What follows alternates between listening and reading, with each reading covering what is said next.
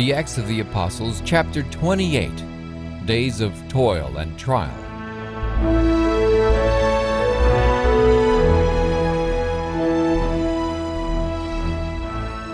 For over 3 years, Ephesus was the center of Paul's work. A flourishing church was raised up here, and from this city, the gospel spread throughout the province of Asia, among both Jews and Gentiles. The apostle had now for some time been contemplating another missionary journey. He purposed in the Spirit, when he had passed through Macedonia and Achaia, to go to Jerusalem, saying, "After I have been there, I must also see Rome." In harmony with this plan, he sent into Macedonia 2 of them that ministered unto him, Timotheus and Erastus. But feeling that the cause in Ephesus still demanded his presence, he decided to remain until after Pentecost. An event soon occurred, however, which hastened his departure. Once a year, special ceremonies were held at Ephesus in honor of the goddess Diana. These attracted great numbers of people from all parts of the province. Throughout this period, festivities were conducted with the utmost pomp and splendor. This gala season was a trying time for those who had newly come to the faith. The company of believers who met in the school of Tyrannus were an inharmonious note in the festive chorus, and ridicule, reproach, and insult were freely heaped upon them. Paul's labors had given the heathen worship a telling blow, in consequence of which there was a perceptible falling off in the attendance at the national festival and in the enthusiasm of the worshippers. The influence of his teachings extended far beyond the actual converts to the faith. Many who had not openly accepted the new doctrines became so far enlightened as to lose all confidence in their heathen gods. There existed also another cause of dissatisfaction. An extensive and profitable business had grown up at Ephesus from the manufacture and sale of small shrines and images molded after the temple and the image of Diana. Those interested in this industry found their gains diminishing, and all united in attributing the unwelcome change to Paul's labors. Demetrius, a manufacturer of silver shrines, calling together the workmen of his craft, said, "Sirs, ye know that by this craft we have our wealth. Moreover, ye see and hear that not alone at Ephesus, but almost throughout all Asia, this Paul hath persuaded and turned away much people, saying that they be no gods which are made with hands, so that not only this our craft is in danger to be set at naught, but also that the temple of the great goddess Diana should be despised, and her magnificence should be destroyed, whom all Asia and the world worshippeth." These words roused the excitable passions of the people. They were full of wrath and cried out, saying, "Great is Diana of the Ephesians!" A report of this speech was rapidly circulated. The whole city was filled with confusion. Search was made for Paul, but the apostle was not to be found. His brethren, receiving an intimation of the danger, had hurried him from the place. Angels of God had been sent to guard the apostle. His time to die a martyr's death had not yet come. Failing to find the object of their wrath, the mob seized Gaius and Aristarchus, men of Macedonia, Paul's companions in travel, and with these they rushed with one accord into the theater. Paul's place of concealment was not far distant, and he soon learned of the peril of his beloved brethren. Forgetful of his own safety, he desired to go at once to the theater to address the rioters. But the disciples suffered him not. Gaius and Aristarchus were not the prey the people sought. No serious harm to them was apprehended. But should the apostle's pale, careworn face be seen, it would arouse at once the worst passions of the mob, and there would not be the least human possibility of saving his life. Paul was still eager to defend the truth before the multitude, but he was at last deterred by a message of warning from the theater.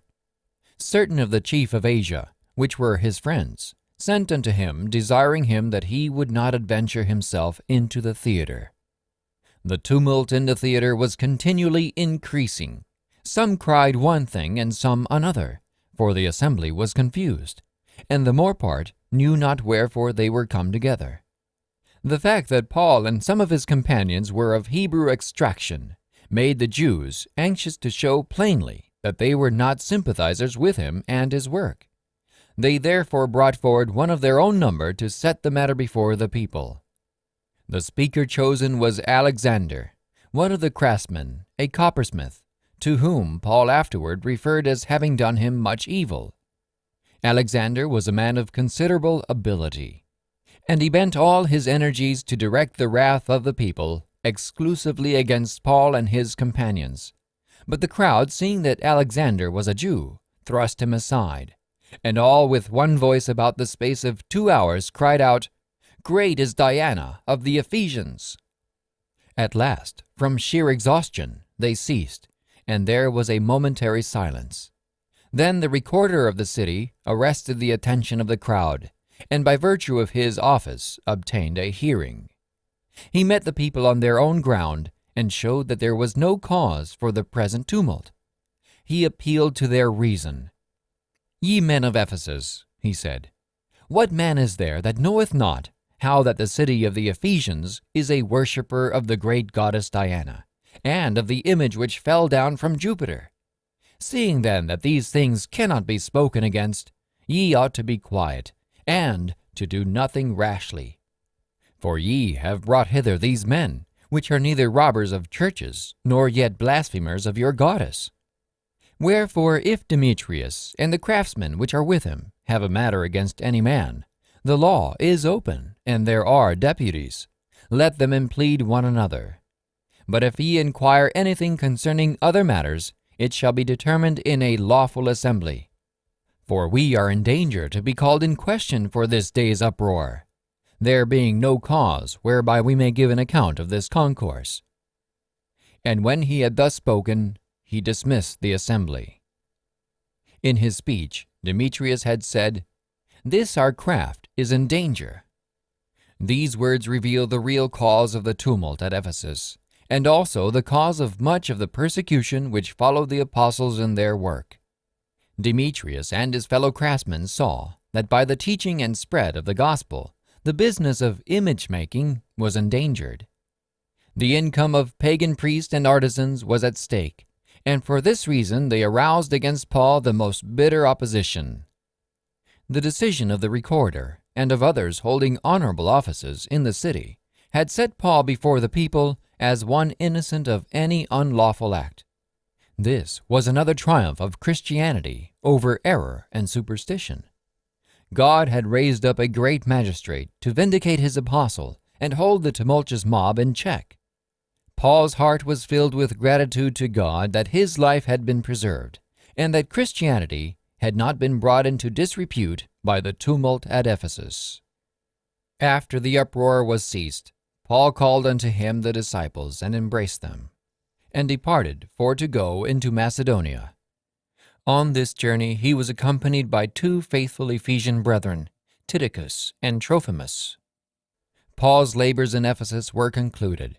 His ministry there had been a season of incessant labor, of many trials, and of deep anguish. He had taught the people in public and from house to house, with many tears instructing and warning them. Continually he had been opposed by the Jews, who lost no opportunity to stir up the popular feeling against him. And while thus battling against opposition, pushing forward with untiring zeal the gospel work, and guarding the interest of a church yet young in the faith, Paul was bearing upon his soul a heavy burden for all the churches. News of the apostasy in some of the churches of his planting caused him deep sorrow. He feared that his efforts in their behalf might prove to be in vain. Many a sleepless night was spent in prayer and earnest thought as he learned of the methods employed to counteract his work. As he had opportunity, and as their condition demanded, he wrote to the churches, giving reproof, counsel, admonition, and encouragement. In these letters the apostle does not dwell on his own trials.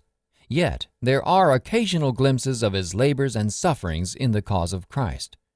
Stripes and imprisonment, cold and hunger and thirst, perils by land and by sea, in the city and in the wilderness, from his own countrymen, from the heathen, and from false brethren. All this he endured for the sake of the gospel.